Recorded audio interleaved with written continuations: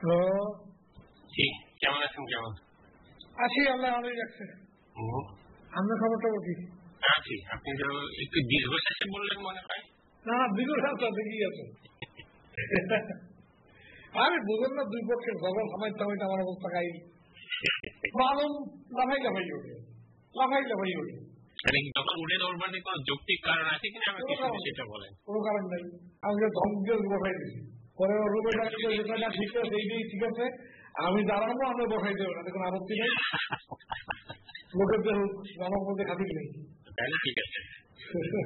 কালকে বোধ হয় এই সিমন মিয়া মানে ওস্তাদি তো আর কি মানে সুলতান আপনার সামনে এসে একটু একটু নিজের গুরুত্বটা বোঝানোর জন্য, সুলতান আপনার একটা গুরুত্বপূর্ণ মানুষ, কালকে যখন তারা লাঞ্চ করেছে প্রসিকিউটরদের মানে মালুম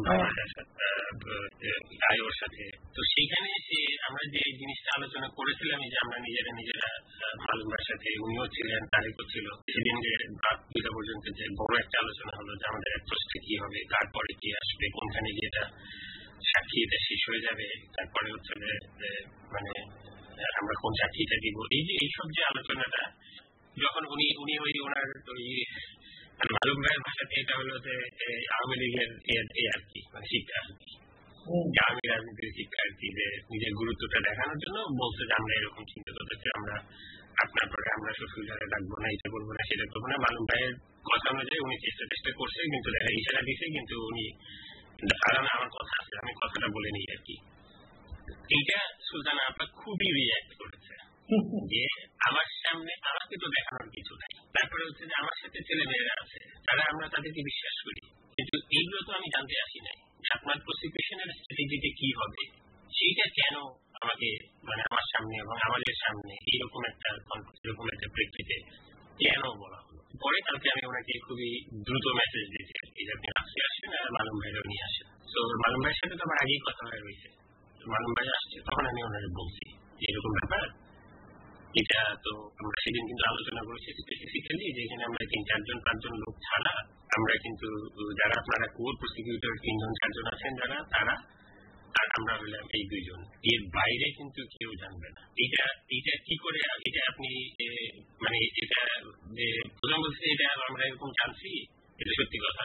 এই ধরনের কথাবার্তাগুলো যেগুলো আসলে বলার কথা না, সেগুলো কেন বলা হয়েছে আর কি। তখন উনি অলমোস্ট ইনোসেন্ট একটা প্লে করতেছে যে কে করছে। আমি করি আসলে আপনার নামই আসছে, যদি আমি দেখি যে সরাসরি না বললে এটা হবে না আর কি, এবং এটা আপনি কোথায় কখন এই আপনি এই খাওয়ার সময় লাঞ্চ আনার সময় এরকম তখন তো আর কিছু বলবো। মালুম ভাই বলতেছে যে হ্যাঁ আমিও তো ছিলাম, আমি একটু ইশারা দেওয়ার চেষ্টা করছি। দেখেন গোলাম এরপরে এখান থেকে আমি খুবই পরিষ্কার করে বুঝে নেন যে এই বড় কেসটা সম্পর্কে এই যে 3-4 জন আপনারা যারা কোর প্রসিকিউটর আছেন, এদের বাইরে যদি থার্ড পার্সনও থাকে তখন এগুলো নিয়ে আপনারা আলোচনা করবেন, একদম আলোচনা করবেন। মানে এই আলোচনাগুলো আমাদের স্ট্র্যাটেজিক আলোচনাগুলো যেন কোনো অবস্থাতে বাইরে না যায়। কিন্তু ওই মানে হয় অত গুরুত্ব বুঝে নেয়, অথবা নিজের গুরুত্বটা একটু জাহির করতে চায়, গুরুত্বপূর্ণ ব্যক্তির সামনে, সুলতানা কামালের মতো একটা মানুষের সামনে যে আমি যে কি টাইপের,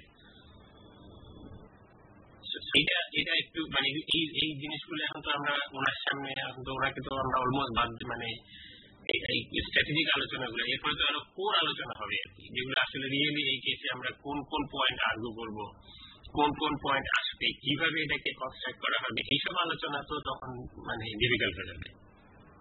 তো এখন যেটা আমরা ঠিক করছি যে আমরা মোটামুটি আবার এই মানে ওল্ড গ্রুপ আবার মানে এই 4 জনের গ্রুপ আবার রিঅ্যাক্টিভেটেড হবে, মানে হয়ে গেছে আর কি, ভালোই হয়েছে হয়েছে, আবার ব্যাক টু সবাই ফর্মে চলে আসছে,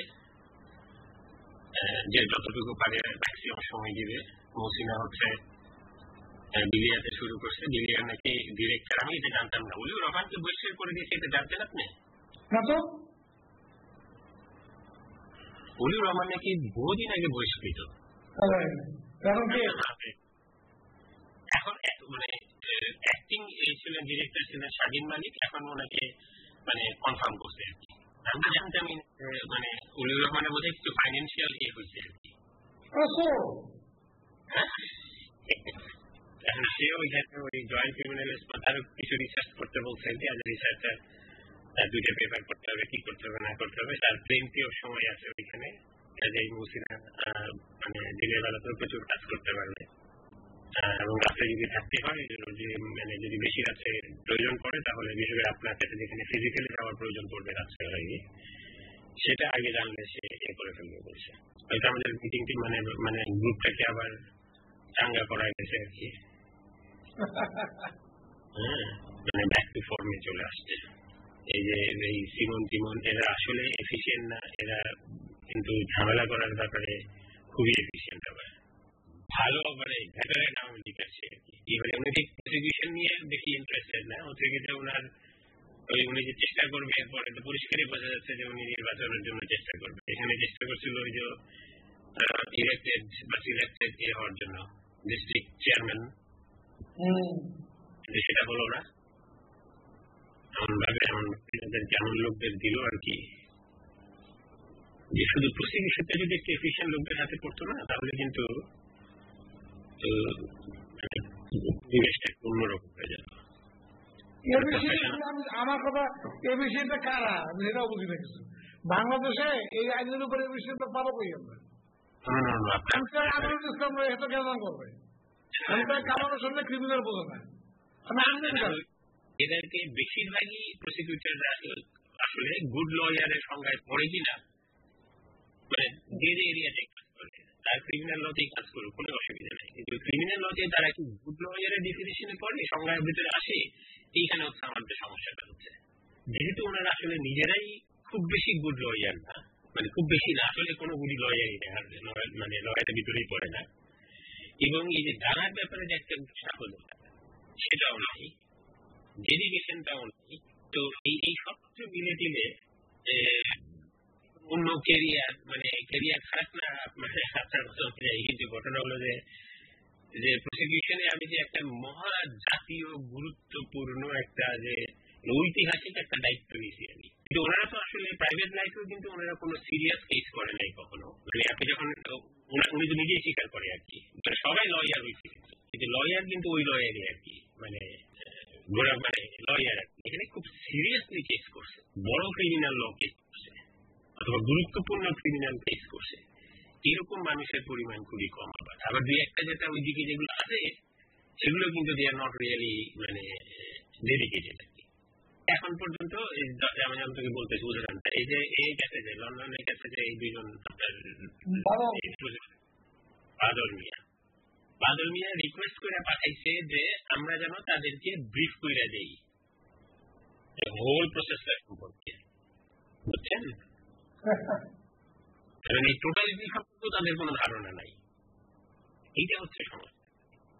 কেস করতেছে, এটা ভাগবতরা দিয়ে দেওয়াতে এখন তারা কেস করতেছে, এক একজন এক এক রকম, মানে এক একজন এক এক রকম লিমিটেশন চলার লোকদেরকে দেওয়া হয়েছে আর কি।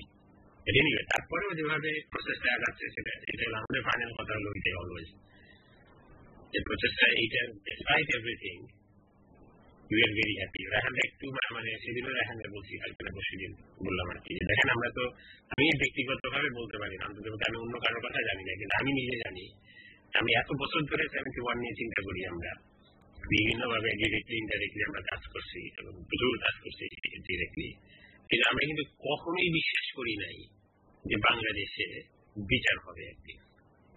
আমরা কিন্তু এইটা অলমোস্ট দাবি হিসাবেই থাকবে এবং আমরা ক্যাম্পেইন করেই যাবো আর কি। দ্যাট ওয়াজ অ্যাট বেস্ট আমাদের ইচ্ছা ছিল আর কি, মানে আমাদের প্রত্যাশা ছিল। আমার মনে হয় না যে কেউই করতে পারবে যে আমরা জানতাম যে বিচার হবে একদিন, এত বছর ধরে কোনো খবর নাই আর কি। তো ফ্যাক্ট যে এখানে বিচার শুরু হয়েছে এটা একটা বিরাট বিরাট একটা মানে ট্রিমেন্ডাসলি হিস্টোরিক সিগনিফিকেন্স।